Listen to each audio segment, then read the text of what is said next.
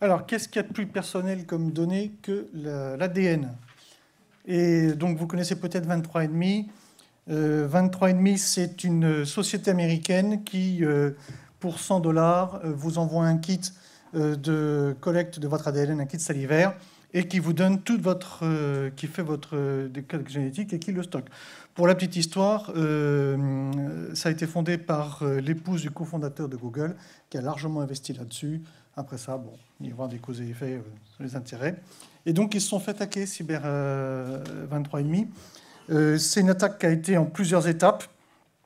Et en fait, ils ont commencé par annoncer qu'ils avaient perdu quelques millions de clients. Puis en fait, la fois suivante, ils ont annoncé, en fait, on a un peu plus. Puis en fait, ils se sont fait voler la totalité de leur base de données clients des ADN qui étaient collectés. Et pas n'importe quelle base, ceux qui avaient demandé à avoir leur relative, donc en fait, tous les liens familiaux. Hein, et donc pouvoir dire si je suis le frère d'un tel ou d'une telle et de quel pays je viens et ainsi de suite. Et donc c'est ça qui s'est fait, qui a été entièrement piraté par les pirates. Donc voilà, c'est 6,9 millions d'utilisateurs qui voient leurs données ancestrales qui disparaissent dans la nature.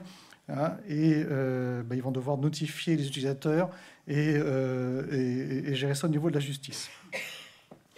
Autre point, la Coupe de rugby, la Coupe du monde de rugby. Donc on aurait pu penser, en fait, ça avait été présenté comme un exercice majeur pour la France dans préparation des JOP. Et on aurait pu penser qu'on allait avoir des grosses attaques sur la Coupe du monde de rugby. Et en fait, il ne s'est rien passé. Donc deux raisons possibles à cela. Soit les pirates se préparaient pour les JOP, ils n'avaient pas le temps de s'occuper de la Coupe du monde de rugby. Soit c'est pas suffisamment intéressant pour eux et qu'ils s'y sont pas intéressés. Un peu ce qui se fait comme toutes les autres Coupes du Monde. En fait, il y a très très peu d'attaques sur les Coupes du Monde, que ce soit en foot, en rugby ou autre. Donc ça ne veut pas dire que si ça n'a rien passé pour le rugby, ça ne veut pas dire qu'il ne se passera rien pour les JO.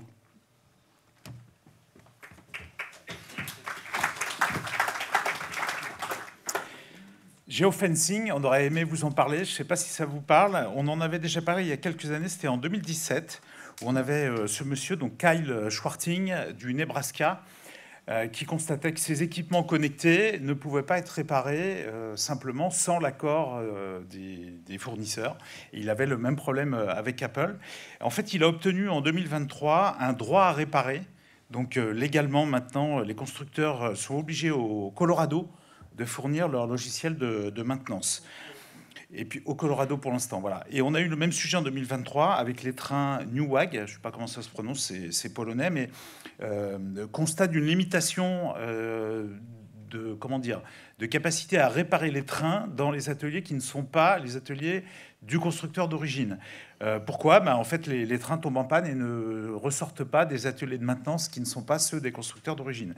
Alors, on a eu une excuse bidon du CEO de la boîte qui a dit que c'était fait pirater. La réalité, c'est qu'il y a eu un gros embouteillage de trains qui a été constaté chez un mainteneur. Et donc, du coup, il y a eu un reverse engineering du code qui a été fait, des automates programmables embarqués. Et il a été constaté dedans des coordonnées GPS qui, remises sur une carte, donnent la zone autour des usines des concurrents. Voilà. Donc, c'est quand même facile. Bien sûr, c'est légal. Alors, crypto, on en a déjà un peu parlé. Il y a eu la bourse crypto décentralisée KyberSwap qui permet de travailler sur les liquidités de plusieurs blockchains, qui a eu un gros problème avec un hack le 23 novembre de 45 millions de dollars, mais avec un attaquant qui se dit prêt à négocier, mais après s'être reposé. Donc, c'est un peu bizarre comme échange. Et puis, le 30 novembre...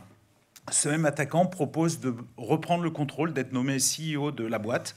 Donc il écrit un courrier en signant cyberdirecteur, je ne sais plus exactement, il faudrait zoomer parce que c'est écrit un peu plus petit, mais voilà. Donc est-ce que c'est un délit d'initié ou un attaquant, un insider en colère ? Ça, on ne sait pas. Par contre, la société a continué à travailler. Elle a eu en particulier en 2023 une grosse vulnérabilité à gérer, donc voilà, elle a communiqué. Et puis au final, en 2023, un bilan très positif avec des gros chiffres. Donc les cryptos, effectivement, vont être un sujet en 2024 si ça reprend reprend du poil de la bête, comme le disait Hervé, qui n'est pas un spécialiste, mais on peut quand même lui faire confiance sur ce sujet-là. Le quishing, un nouveau terme qui est apparu, qui a été cité. Quelques jours avant Noël, la borne de recharge de cette petite ville qui est en Normandie, j'ai plus l'information, bon, a été piratée. Il y a eu un autocollant avec un code barre malicieux qui a été fixé dessus. Elle était située place du Mail, à voir. En tout cas, le quishing, c'est un gros sujet qui apparaît évidemment par le phishing par mail cette année, avec un code barre facile et réflexe. Vous prenez votre téléphone, votre smartphone individuel, vous cliquez dessus et vous vous retrouvez sur un site malicieux sous le contrôle de l'attaquant. C'est un schéma qui est très simple à comprendre, mais aujourd'hui, le réflexe fait qu'on scanne comme ça très facilement. Donc, vous l'avez remarqué, il n'y a pas eu de sujet juridique cette année. C'est évidemment un sujet qui est pourtant très fort et qui s'annonce pour 2024, entre tout ce qui se passe au niveau de l'Europe et aussi aux États-Unis. On a parlé de FISA et de la réforme qui est en cours. Donc évidemment, on en parlera en 2025. Et puis pour terminer, voilà, RIP admin, il se reconnaîtra s'il écoute la conférence. Effectivement, un gros piratage suite, effectivement, là aussi, un infostealer, c'est quand même un gros sujet qu'on a bien souligné en 2023, je pense, qui est important. Et puis question dont on aura la réponse plus tard, qui nous aura suivi en 2024? Déjà beaucoup de monde en région, puisqu'il y a 5 CLUSIR qui ont organisé une retransmission régionale. Mais en 2020, sur le panneau crime de l'année précédente, on a eu la surprise d'avoir été suivi par quelqu'un qui se revendiquait après coup proche de Killnet, avec une traduction de ce qui avait été fait en français par Cédric, en russe, avec des termes qui n'étaient pas tout à fait les mêmes, qui parlaient même de façon un peu vulgaire de la maman de Cédric. Mais bon, voilà, c'est un sujet qu'on va laisser, qu'on va laisser comme ça. Question ouverte. En tout cas, 2024 démarre et beaucoup de choses à dire.